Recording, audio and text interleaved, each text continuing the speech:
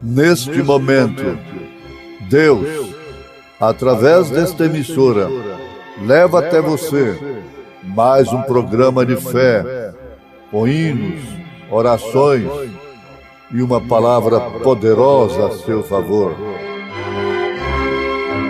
Fé para vencer o mundo. Somente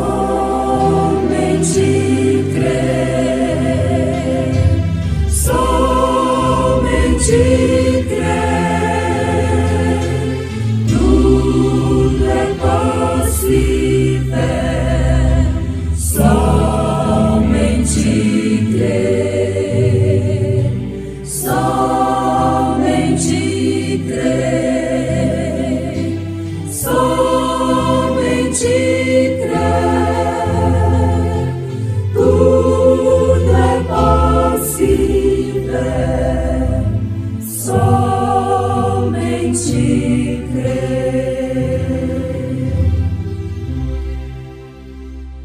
E descendo ele do monte, seguiu uma grande multidão.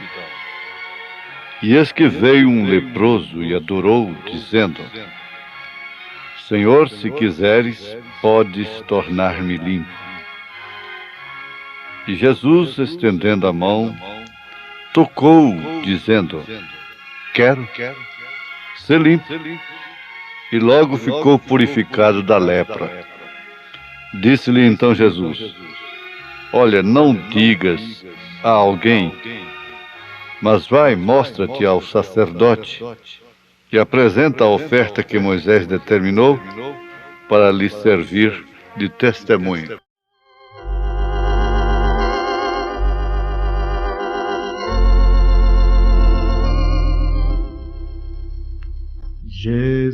Jesus é melhor sim que ouro e bens. Jesus é melhor do que tudo que tem. Melhor que riquezas e posições,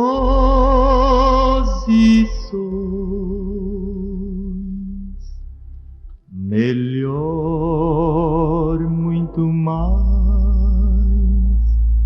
do que milhões. Pode ser um rei com poder nas mãos, mas do mau escravo, sim.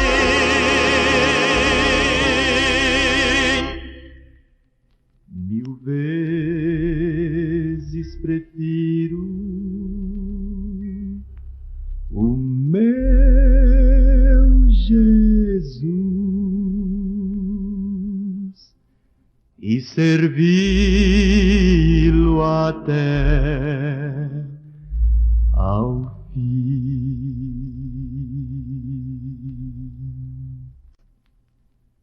Jesus é melhor sim que qualquer valor, amigo leal no prazer e na dor, melhor do que tudo Ele é pra mim, melhor que qualquer bom amigo, enfim. pode ser rei com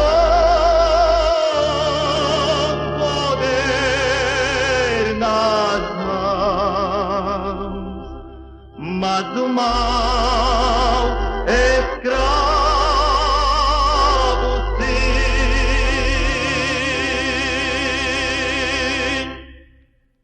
Mil vezes prefiro o meu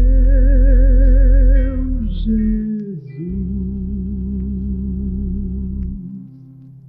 e servi-lo até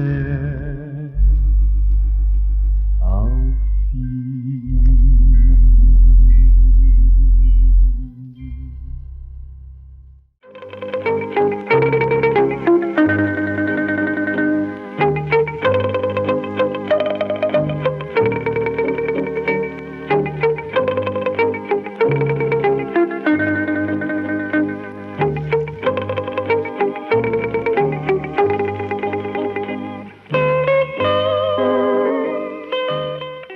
Meus ouvintes, no Evangelho segundo São Mateus, capítulo 8,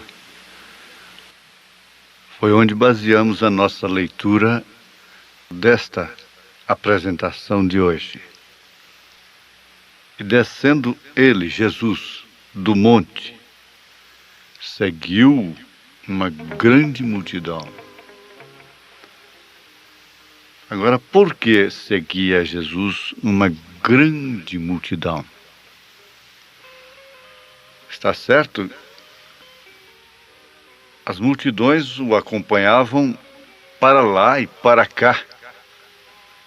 Não lhe davam folga. Ele tinha que estar fugindo, se escondendo. Ele não tinha que fazer propaganda. Ele mandava até que não falasse para ninguém. Mas a questão é que ele bem sabia o que tinha por dentro do homem, diz a palavra em São João capítulo 2. As pessoas seguiam-no, mas por causa dos milagres, impressionadas, curiosas, entretidas pelo seu ensino e pelas maravilhas. Afinal de contas, era uma grande novidade. Uma reunião, um movimento onde Jesus opera, é uma novidade. O povo vive buscando espetáculos, coisas diferentes. Acontece que o nível de profundidade de convicções pessoais é muito pouco. Nós vemos aí no Evangelho segundo São João, quando Jesus Cristo disse: aquele que não comer da minha carne, não beber do meu sangue, não tem parte comigo. Então a maioria mostrou que não o seguia com profundidade, com convicção pessoal, porque todos voltaram atrás, se escandalizaram. A verdade é essa. Ficaram apenas 12, e assim mesmo um deles é porque não havia chegado a sua hora ainda. Era o Judas Iscariotes.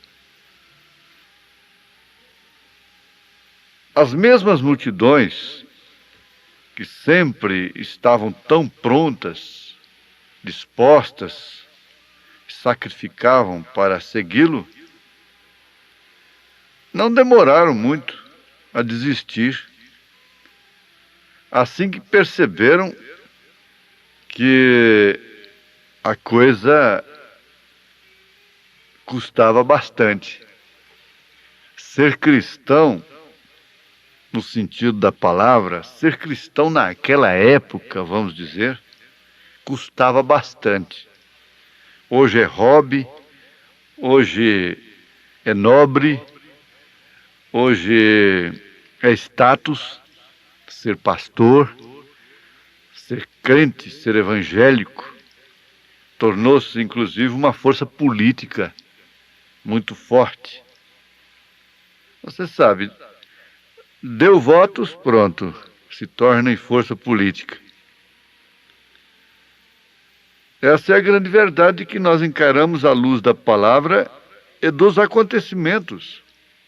São fatos. As pessoas estão atraídas, na maioria dos casos, não de uma forma diferente daquela época. É mediante espetáculos musicais, como um cantor se torna ídolo da música popular, um cantor se torna ídolo da música evangélica.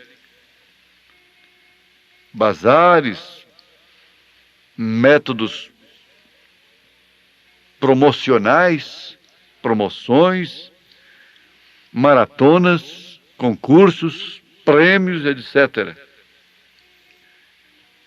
Agora, estudando realmente, e pessoas, estudantes, que vivem estudando, acompanhando os fatos, constatam que esse tipo de discipulado, de cristianismo, é superficial e prejudica mais do que beneficia, porque cauteriza a consciência, satisfaz não uma fome de salvação, não uma sede do espírito, na verdade, mas sim um espírito religioso. E a curiosidade acompanha o homem desde o princípio, bem como o espírito religioso. Sempre é bom lembrar que Caim, o primeiro homicida, foi religioso, cultuou a Deus. Somente que a diferença é que seu culto não combinou com a revelação. E quando ele viu que Deus não aceitou o seu culto e aceitou o de Abel, então ele caiu naquela desgraça de matar seu próprio irmão, matar Abel.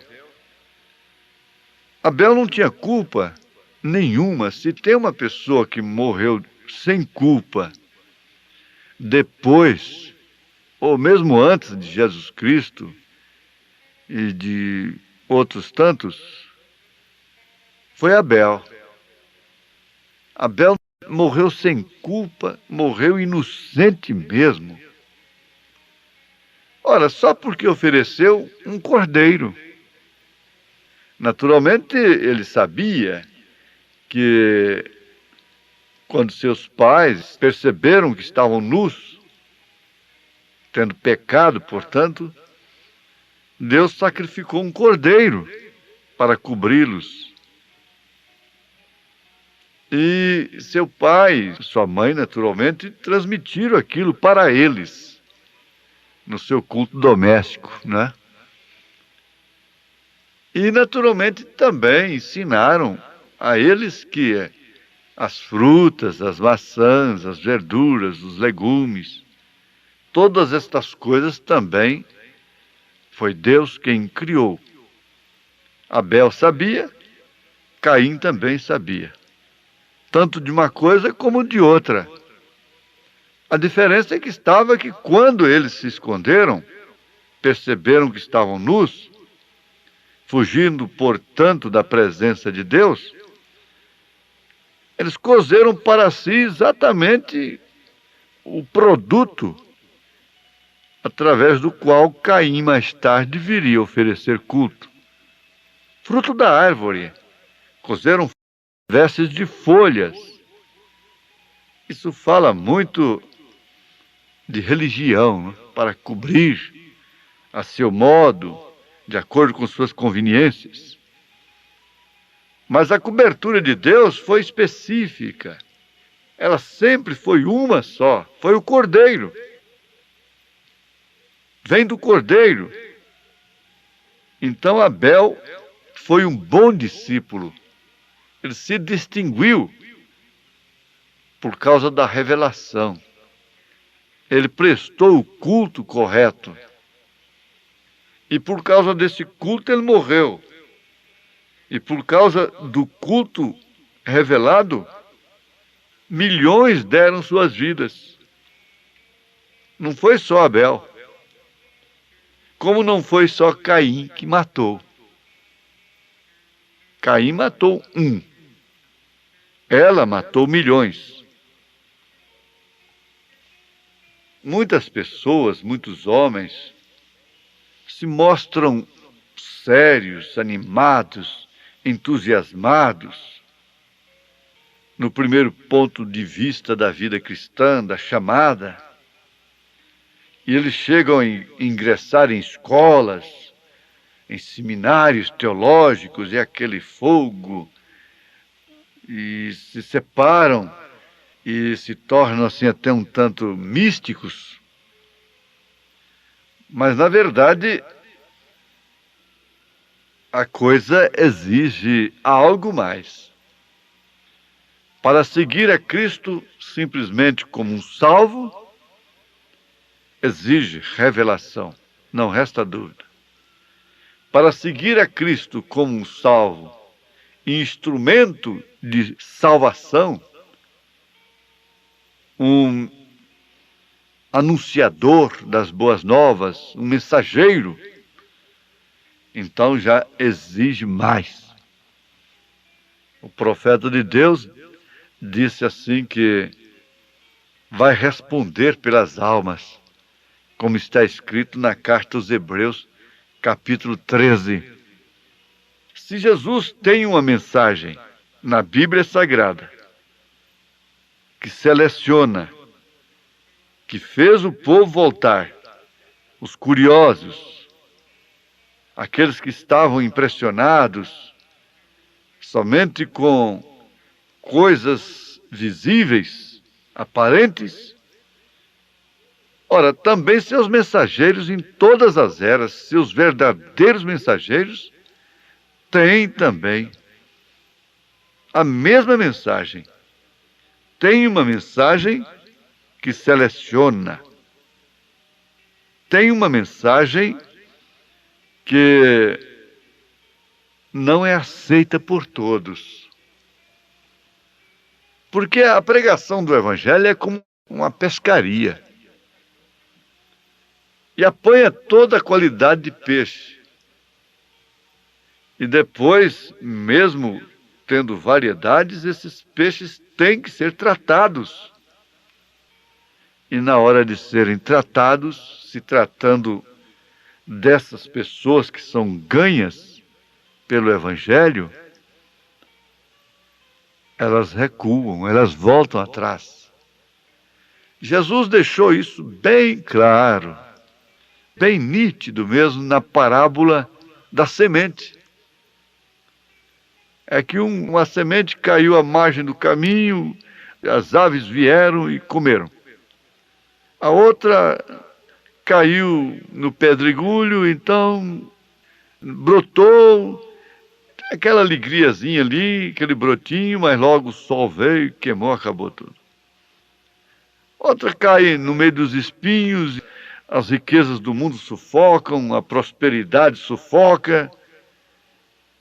Agora ele disse, aquele que caiu na boa terra, essa sim dá fruto. E eles queriam, os discípulos queriam que Jesus interpretasse de fato a parábola. E ele interpretou. Ele disse, a eles não é dado conhecer estas coisas, mas a vós é dado, a vocês que ficam comigo, em quaisquer situação. Por isso, nós devemos respeitar a Deus, esteja acontecendo o que estiver acontecendo. Seja a contradição maior que exista. Respeite e tema a Deus. Dê glória a Deus. Nós temos um fato nas Escrituras, uma casa, uma família onde Jesus hospedava. E ele se foi e logo chegou lá uma oração, um pedido, um aviso, um mensageiro. Mestre, aquele a quem tu amas está enfermo. Em outras palavras, venha depressa, senão ele vai morrer. Jesus nem se incomodou. Se trata de Lázaro, Maria e Marta. Depois que ele estava morto, aí ele disse para os discípulos: vamos lá, porque Lázaro dorme. E eu vou lá despertá-lo, né? Chegando lá, Marta disse: se tu estiveras aqui, meu irmão não teria morrido. Mas não murmurou, não se escandalizou, não deu lugar a mágoa ao coração, porque Jesus não foi. Deixou seu irmão morrer. Quantas vezes ele comeu lá, quantas vezes ele dormiu lá, naquela casa. Elas teriam muita razão para lamentar, para ficar em dificuldade com Jesus. Aquela dificuldade que muitos têm. O profeta disse que Deus deixa acontecer isso para ver como você vai reagir, para testar seu espírito. Mas acontece que elas não murmuraram, elas não deram lugar à razão. E sem fé é impossível agradar a Deus. O que aconteceu? O seu irmão foi ressuscitado depois de 4 dias na sepultura. Se ele tivesse atendido na hora, teria sido um milagre a mais. Mas como ele demorou, foi uma ressurreição. Foi uma ressurreição. O milagre foi muito maior. Tem a passagem da sunamita na Bíblia. Ela estava com seu filho morto em casa. Ela foi em busca do profeta. E todos que lhe cumprimentavam, essa pergunta: vai tudo bem? Vai bem? Vai bem? Até por hábito, por cortesia: vai bem? Vai bem? Ela sempre respondia: vai tudo bem. Com o filho morto em casa, ela dizia que tudo ia bem. Porque ela cria na ressurreição do seu filho. Muito embora havendo morte na sua casa, ela estava dizendo que ia tudo bem. Deus não se agrada dessas pessoas que só ficam lamentando. Mais ou menos. Minha filha, meu filho, a coisa não está boa, não. Ore por mim, Deus se esqueceu de mim. Não, vai tudo muito bem, sim, porque esteja acontecendo o que estiver acontecendo, mesmo que seja a morte. A morte significa encontro com Deus, entrada nos céus, na 6ª dimensão. É isso que a morte significa. Então, nós vemos que há uma seleção na mensagem de Jesus, lá na Bíblia. Agora, nós vamos pregar essa mensagem de Jesus e não tem uma seleção também? Então, nós estamos pregando só uma partezinha também, como aqueles que só queriam uma parte do Evangelho de Jesus, de suas reuniões. Mas eu creio que meus ouvintes querem tudo. Querem a Páscoa completa, com a erva amargosa. Deus te abençoe, no nome do Senhor Jesus Cristo. Amém.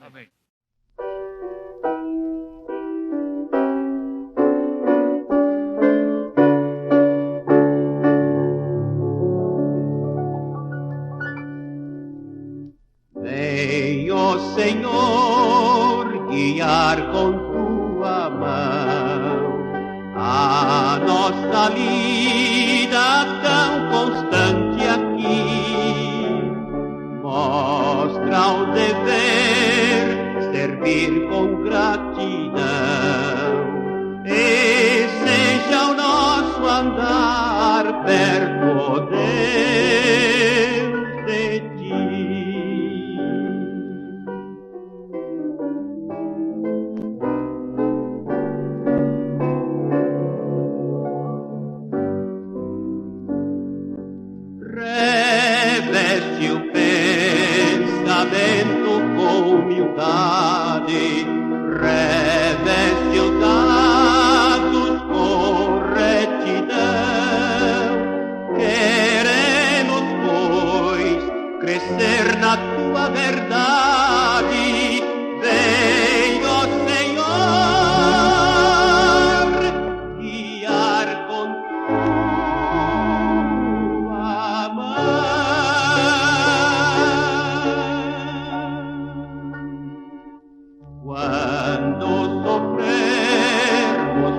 provações cruéis, em dirigir a nossa vida aqui.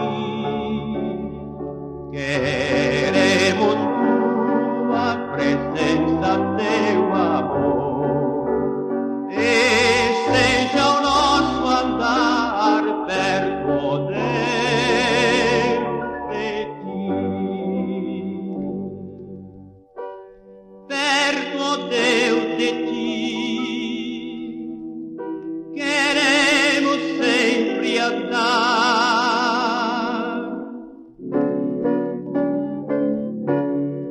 Perto, ó Deus, ó Deus.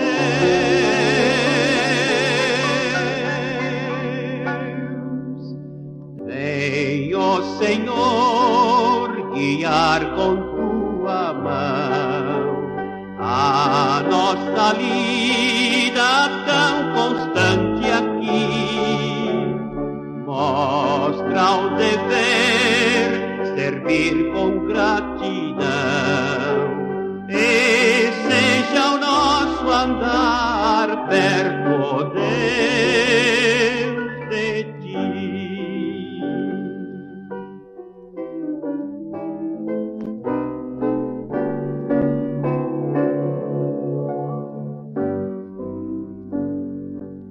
Reveste o pensamento com humildade, reveste os atos com retidão. Queremos, pois, crescer na tua verdade. Vem, ó Senhor, guiar com tua mão.